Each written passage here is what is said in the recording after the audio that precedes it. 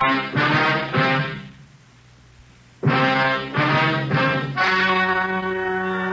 and gentlemen, the story you're about to hear is true. Only the names have been changed to protect the innocent. Fatima Cigarettes, best of long cigarettes, brings you Dragnet.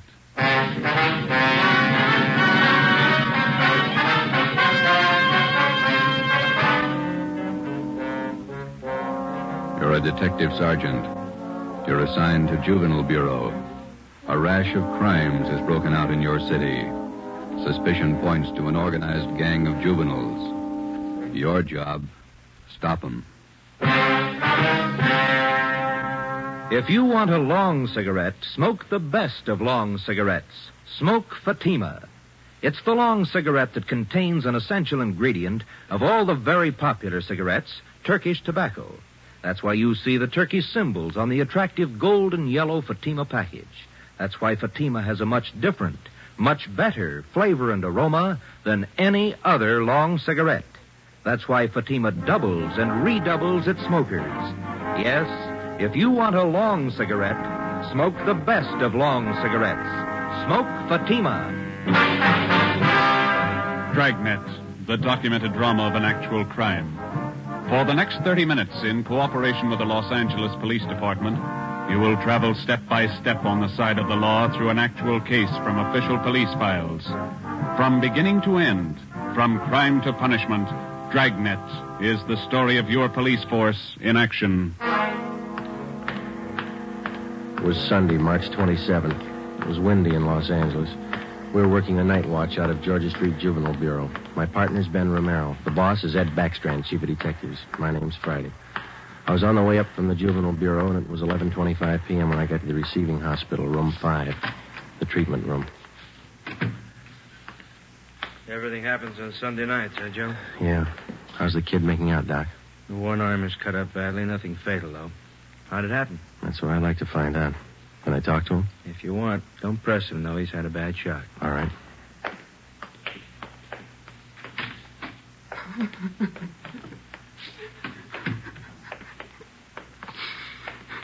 Officer here to talk to you, son. I can't.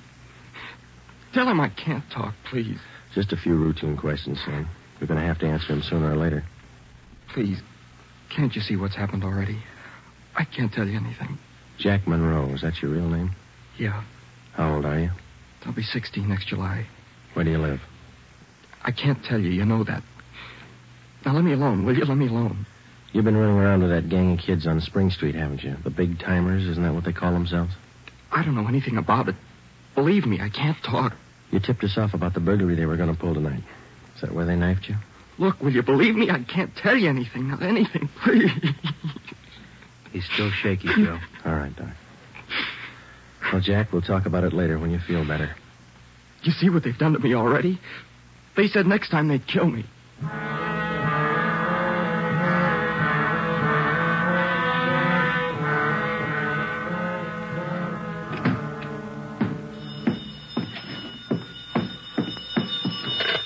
Juvenile Bureau, Friday. Yeah. Yeah, okay, Fred. Goodbye. How'd you make out, Joe? Not very good, Ben. Captain Bowling come in yet? You checked in while you were gone. Wants to see us. Okay.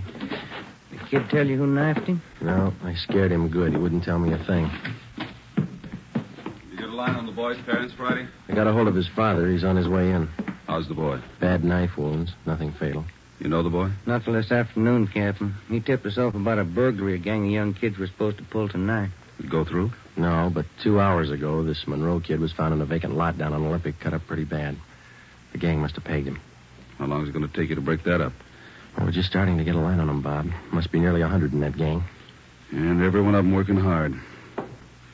Take a look at the pin map over here. This spot here, look at it. All the jobs pulled during the last month, huh? The last 5 weeks, up to date. Red tabs for burglary, must be more than 100. The robberies, green pens, count them, at least 50. There's 5 more orange ones I added for the weekend, auto thefts. You bet those kids are working hard. We got a lead on them. That's more than we had last week. You have to push it harder. Here's the big reason.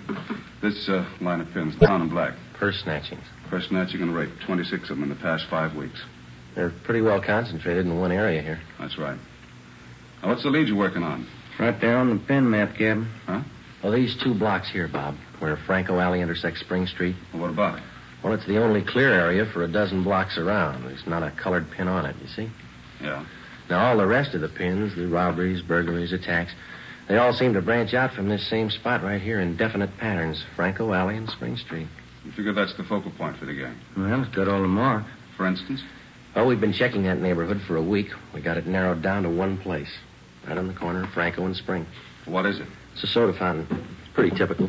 Only it stays open all night, and it gets a pretty good play from kids. A regular hangout, Captain. Pretty tough youngsters. None of them over 18. Who runs the place? Guy named Eddie Ramsey, small-time con man. Had a run-in with him when we worked bunco detail. I remember the name. Smart mouth. Tried to give us trouble when we talked to some kids in there last night. He's got a place set up for him in the back of the store, kind of a club room. It sounds like a good lead. What are you doing about it? Well, just a minute. Captain Bowling. Yeah? Who? Yeah, we'll be right down. The Monroe kid, his father's downstairs, cursing every one of us. What's his problem? Can't understand how his boy got in trouble. Come on, Ben, let's tell him.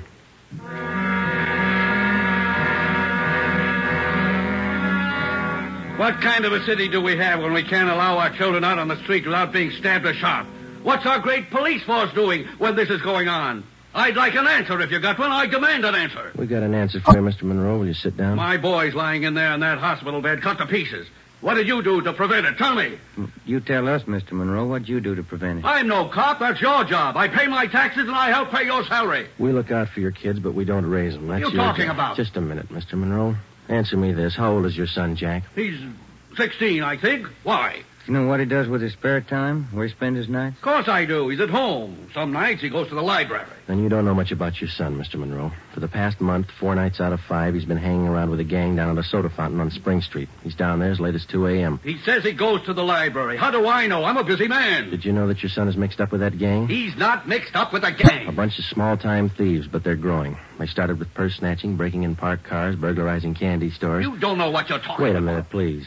And then they took up robbery, stealing cars, beating up girls, women, attacking them. You're crazy. Jack's not that kind. He's part of that gang, and right now we hold all of them responsible. My boy wouldn't do anything like that. He's a member of that gang, he told us. They're the ones that knifed him tonight. That's a lie. Jack's not mixed up with anything like that. You believe anything you want, Mr. Monroe. We're going to protect your boy as much as we can, but don't expect us to raise him for you. Now, you better take a free piece of advice. You keep your advice. Jack's not in this. You can't prove he is. We're not out to prove anything right now. But you catch up with that boy of yours. Keep him off the streets before it's too late. Are you threatening me? No, sir, advising you. Next time we might meet at the morgue. 1 a.m. Monday, March 28th. A detail of 50 officers from Juvenile Bureau and Metropolitan Division were deployed for 16 blocks along Figueroa Street.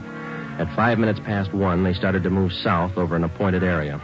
In the space of half an hour, 18 young kids, none of them over 17 years old, were picked up off the streets and brought to the second floor at 1335 Georgia Street, the Juvenile Bureau.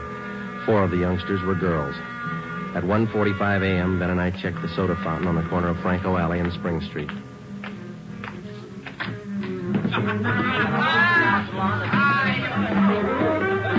Same bunch, Joe.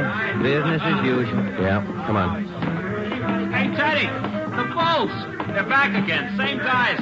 Go back and tell Eddie. Hey, look, why do you guys have to keep tracking us, huh? You'd think we were crooks or something. You were here the last time we checked in, Teddy. You ever go home? Sure, when I'm tired. I ain't tired. What's the matter? That's your money on the table there? Sure, it's my money. You want to borrow a buck? $28. That's a lot of money for a boy your age. You keep pretty late hours, son. You have to go to school in the morning? Maybe. I can sit here, can't I? It's free country. I'm drinking coffee. You gonna make me on that? You've been drinking more than coffee. Where's your driver's license? Every time the same thing. There. March 10th, 1933, 16 years old. Hey, they giving you trouble, Ted? Eddie's on his way out. What's your name? Jones. Clyde Jones. Huh, Ted? Sure.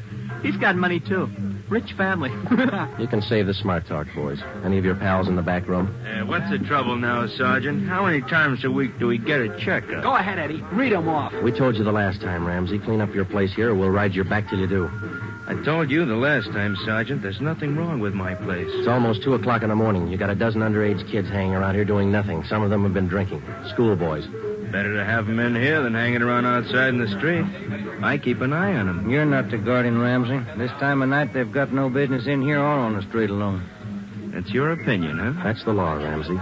Now, either you shut down that back room and keep these kids out of here late at night, or we'll go after your license. You don't scare me, Sergeant. You can't prove a thing. A couple of these kids have juvenile records. They're on probation. We can tag you for contributing. You still don't scare me. Now, why don't you leave the kids alone? That's right, Eddie. Read them off. Ben, get Benson and Bell. Roger. If you won't clean up your place, Ramsey, we'll do it for you. Yeah? What are you going to do? We're pulling these boys in, all of them.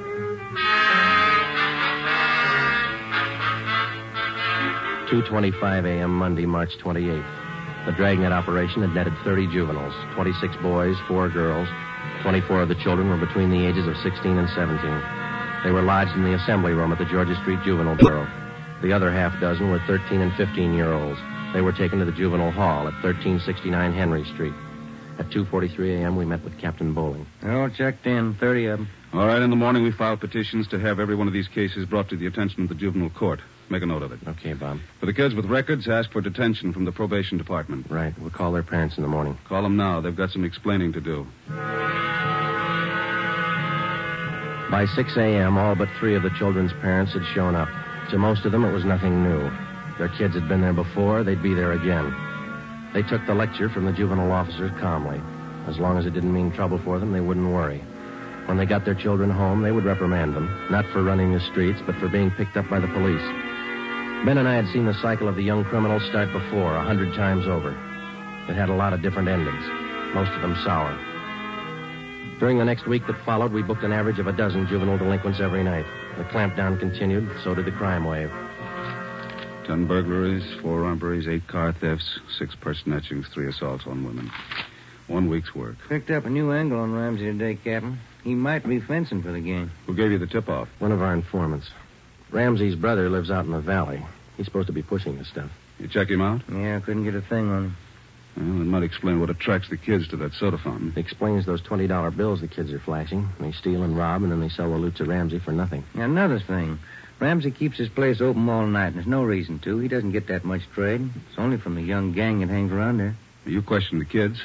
How do they account for having all that money? Well, most of them say Ramsey lends it to them. They say they pay him back a little at a time. I think he's fencing for the kids. You tried to get his license? No luck, Captain. We can't prove a thing against him. Then we'll do it the hard way. Sweat it out. That night, we drove out to Ramsey's soda fountain and asked him again to clean up his place, to keep the young kids out after 10 o'clock at night, to stop lending them money. He refused. There was nothing we could do. His business was a public place. He could not be held responsible for any of his patrons. In the next 10 days that followed, Ben and I haunted the sidewalk outside the soda fountain. We questioned every youngster as they entered and left. We made more than a dozen arrests.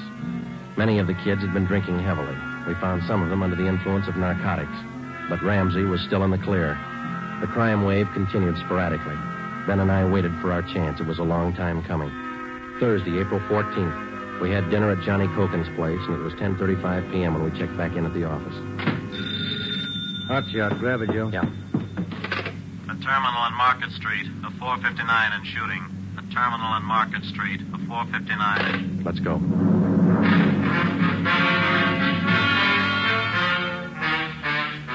He was approximately 5 feet 4 inches tall, 125 pounds, brown hair, brown eyes, slight build, fair complexion. He was wearing blue jeans and a corduroy jacket. We found him between a row of packing cases at the rear of the warehouse at Terminal and Market Streets. There was a single bullet hole in his forehead just above the left eye. There was a .38 revolver near his right hand. The watchman told us how it happened. He broke in the back of the warehouse, Sergeant. He wanted to shoot it out with me. Here's his ID card. Fell out of his pocket. Teddy Cameron, age 15. Dear God. A kid. I didn't know, Sergeant. He didn't either. He thought he was grown up.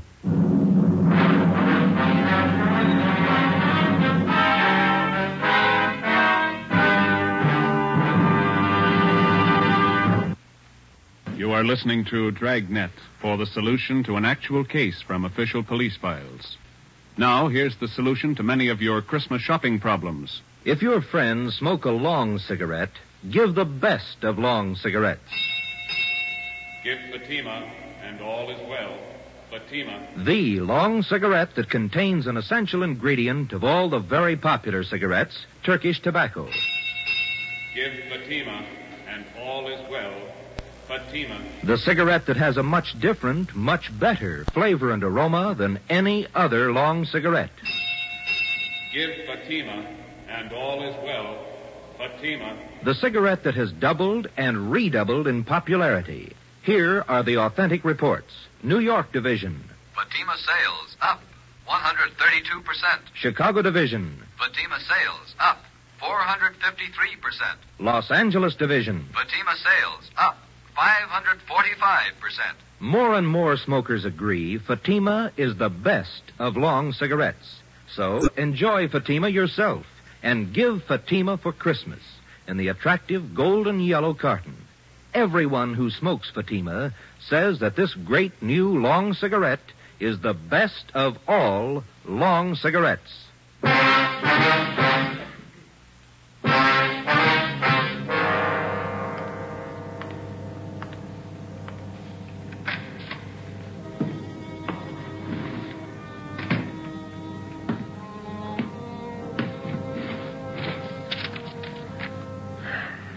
Los Angeles Police Department, Form 311, dead body report. Type, gunshot. DR number 437695. Victim, Theodore Cameron. Residence address, 960 Charter Street. Date and time of death, Thursday, April 14th, 10:35 p.m. Place, Terminal and Market Streets, South State Warehouse. Cause of death, gunshot. Motive or reason, attempted burglary.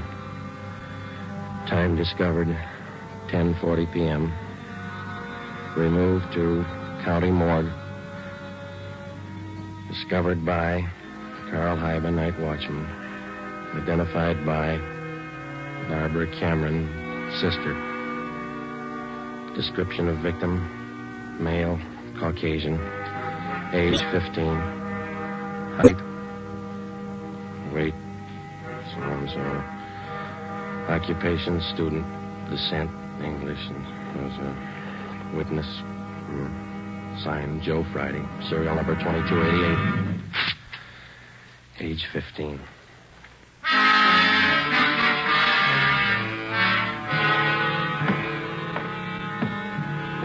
Ready, Joe? And Cameron Boy's sister. She's waiting in the next room. Yeah, let's go. She taking it hard? Yeah. Morning, Miss Cameron. Good morning. We won't keep you long. Just a few routine questions. Yes, all right.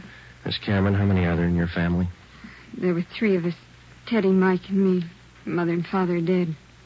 I work. Teddy and Mike go to school. Mike does. How old is your brother Mike, Miss Cameron? He's 14. You're the sole support of your two brothers? Yes. Do you have any idea who the boys were your brother Ted used to run around with? I don't know them by name. I remember seeing a couple of them once or twice. Mike would know, I think. He and Ted were pretty close, brothers. Do you know if Ted mixed with a gang of kids down on Spring Street? Maybe Mike would know that. Sergeant Teddy wasn't a bad boy. He wasn't a bum. None of us are. I tried to raise the boys like Ma told me. It wasn't easy. We made out. Yes, I understand, Miss Cameron. Our salary didn't have too much, but we got by. Yeah. I figured on getting married.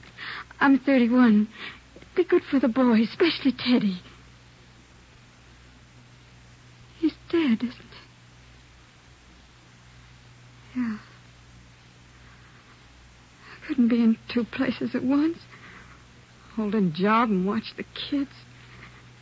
But that's why I thought maybe a husband. I'm sorry to press, Miss Cameron. Do you think your brother Mike can tell us about that Spring Street gang? How Mike could know. Where can we find him? Staying at a friend's house. I got the address in my bag. Here. 2514. I don't write numbers too well. Thank you, Miss Cameron. You've been very helpful. I'll get somebody to drive you home. Or do I have to go? Would it be all right if I just sit here for a while? That's all right. I'm tired. Real tired. 2514 West Serrano Street. That was the address Barbara Cameron had given us. It was the home of Mr. and Mrs. Jean Brewer, high school friends of the dead boy's sister. We talked to Mike Cameron. He told us that his brother Teddy had been running around with a gang down on Spring Street. He identified Ramsey Soda Fountain as the hangout. It was 2:25 p.m. when we got back to Georgia Street Juvenile Bureau. I got it. Juvenile Bureau, Romero. Yeah, hold on, I'll call him. You, Joe. Thanks. Friday. Joe, this is Canfield in burglary. Yeah, Homer. You're working that Cameron case, aren't you? Yeah? I just got a report on one you might be interested in, out of the same neighborhood.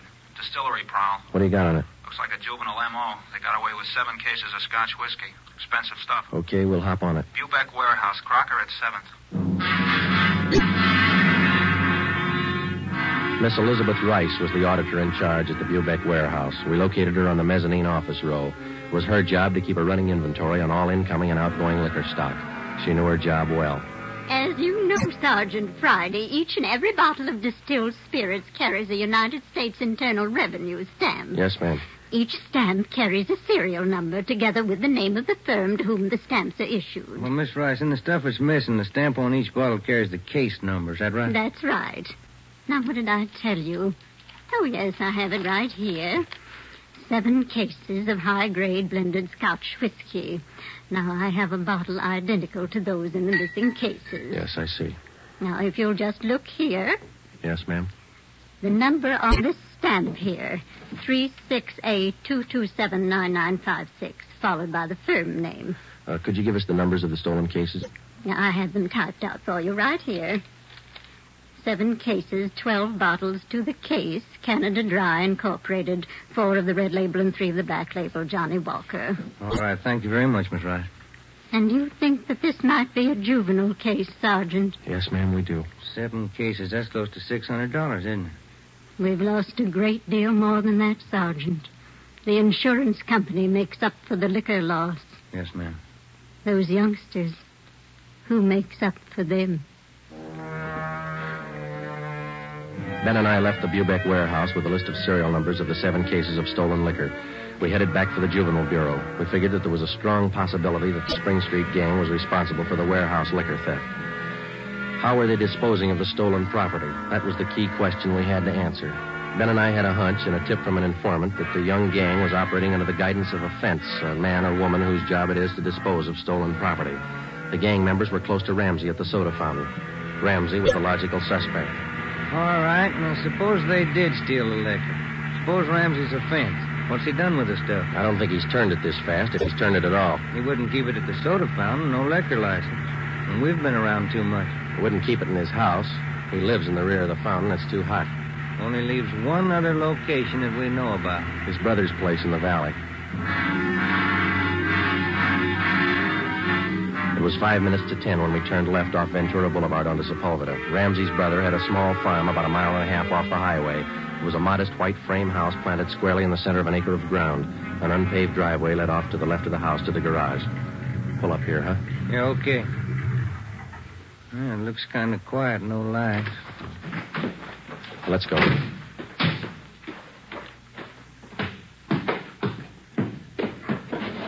Mud sticks to everything. Now, where's the doorbell? Oh, here it is. You got your flashlight? Yeah, what? Here's a note somebody left. Oh, it's on the bum again. Here, I'll strike a match. Okay. Can you hold it a little closer? Can you read it? Yeah.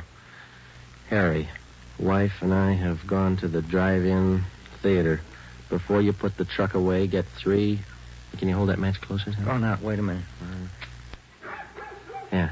Get 3 cases out of the garage and take them into town. Ed is waiting. Please try to make it by 11:30 tonight. Let's see. It's signed George. The address is here. And there's the garage. Yeah, come on. 3 cases. Could be eggs, Joe. If it is, we wasted a trip.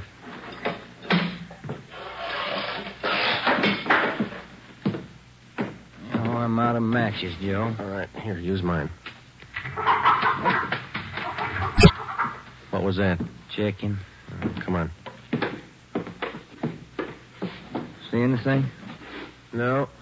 There goes the light. Just a minute. I'll strike another one. You can save your matches. We found it. We found 5 cases of Scotch whiskey on the floor of the garage. We checked the serial numbers against the warehouse list. They matched. We went back to the car and called communications. We had an immediate stakeout placed on George Ramsey's place, and then we headed back for the city. It was 11:20 p.m. when we got to the address we found on the note. Oh, it's about time, Harry. Hello, Ramsey. We can do without the music. What's your problem this time? Hey, you're almost out of scotch, Ramsey. Serial numbers check out, Joe. Sorry I can't offer you a drink. We're too old to drink here, aren't we, Ramsey? Where's your phone? You want to invite somebody? You can see we're out of booze. You got a phone? In the hall. Ben, call the office. Yeah. All right, what's it all about? We've been out to your brother's place. What happened to the other 2 cases? You drink them here? I gave it to the kids. What are you looking at me like that for, Sergeant? Anything wrong, Eddie? Party's over, kid.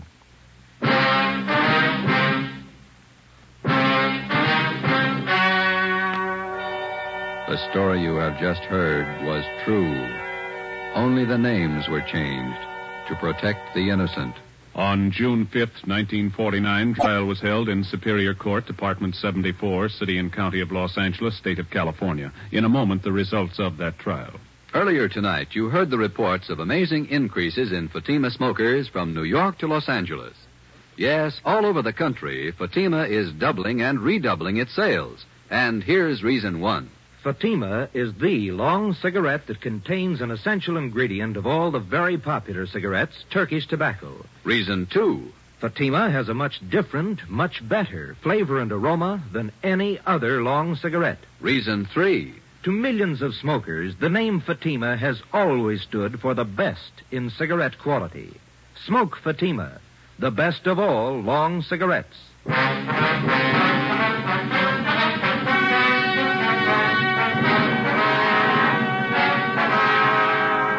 Edward and George Ramsey were tried and convicted in Superior Court of receiving stolen property. After serving their terms as prescribed by law in the state penitentiary, they will be returned to the county jail where they will serve a 1-year term for contributing to the delinquency of minors. You have just heard Dragnet, a new series of authentic cases from official files.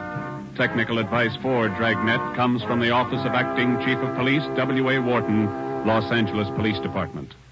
Honoring the city of Greenwich, state of Connecticut, and the men who make up the Greenwich Police Department, another of America's great law enforcement agencies. One of these men, Chief John M. Gleason, FBI National Police Academy graduate, who dedicates his life to making yours more secure. Fatima Cigarettes, the best of long cigarettes, has brought you Dragnet from Los Angeles.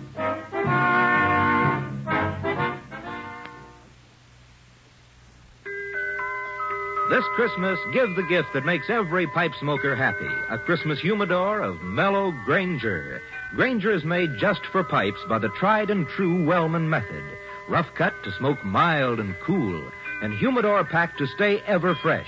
Yes, make this Christmas a Merry Christmas for all the pipe smokers on your list. Give them each a Christmas humidor of mellow Granger. Listen to Dragnet next week and be sure to hear Morton Downey tonight on NBC.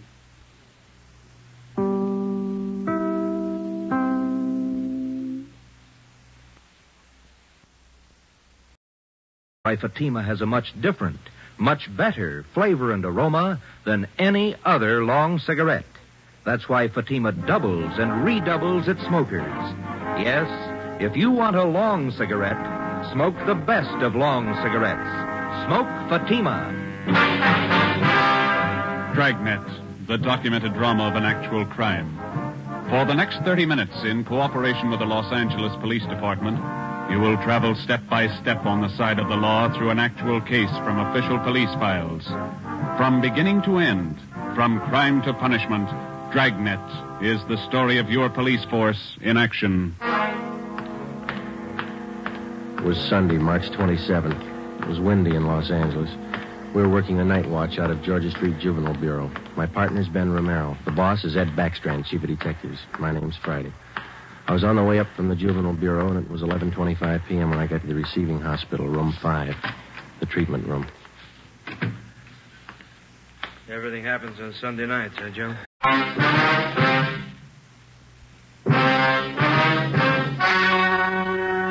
Ladies and gentlemen, the story you're about to hear is true. Only the names have been changed to protect the innocent. Fatima Cigarettes, best of long cigarettes, brings you Dragnet.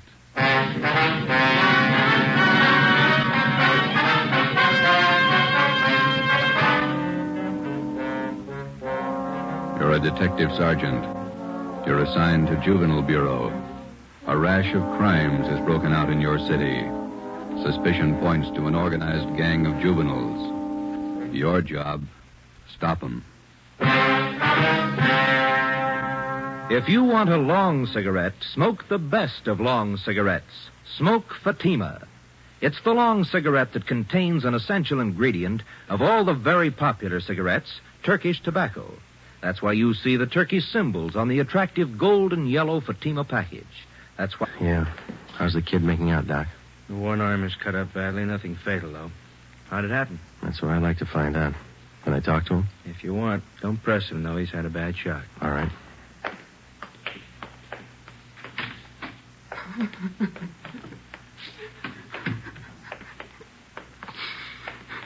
Officer here to talk to you, son. I can't.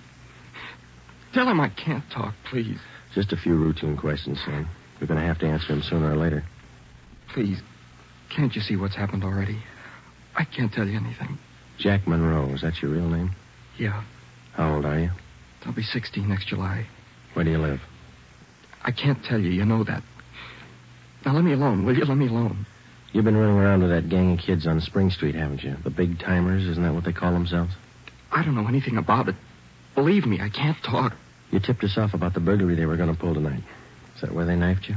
Look, will you believe me? I can't tell you anything. Not anything, please. He's still shaky, Joe. All right, Bill. And every one of them working hard. Take a look at the pin map over here. This spot here, look at it. All the jobs pulled during the last month, huh? The last 5 weeks up to date.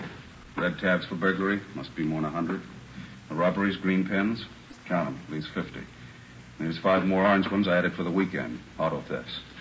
You bet those kids are working hard. We got a lead on them. That's more than we had last week. You have to push it harder. Here's the big reason. This line of pins, down in black. Purse snatchings. Purse snatching and rape, 26 of them in the past 5 weeks. They're pretty well concentrated in one area here. That's right. Now, what's the lead you're working on? Right there on the pin map, Captain. Huh? Well, these 2 blocks here, Bob, where Franco Alley intersects Spring Street. Well, what about it? Well, it's the only clear area for a dozen blocks around. There's not a colored pin on it, you see?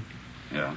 Now, all the rest of the pins, the robberies, burglaries, attacks, they all seem to branch out from this same spot right here in definite patterns. Franco Alley and Spring Street. You figure that's the focal point for the gang? Well, it's got all the marks. For instance? Oh, we've been checking that.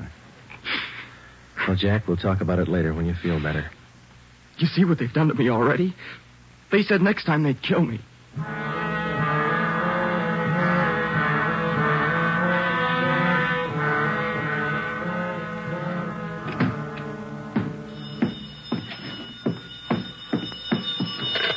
Juvenile Bureau, Friday. Yeah. Yeah, okay, Fred. Goodbye. How'd you make out, Joe? Not very good, Ben. Captain Bowling come in yet? You checked in while you were gone. Wants to see us. Okay. The kid tell you who knifed him? No, I scared him good. He wouldn't tell me a thing. You get a line on the boy's parents, Friday? I got a hold of his father. He's on his way in. How's the boy? Bad knife wounds. Nothing fatal. You know the boy? Not till this afternoon, Captain. He tipped us off about a burglary a gang of young kids were supposed to pull tonight. Did it go through? No, but 2 hours ago, this Monroe kid was found in a vacant lot down on Olympic, cut up pretty bad. The gang must have pegged him. How long is it going to take you to break that up? Well, we're just starting to get a line on him, Bob. Must be nearly 100 in that gang.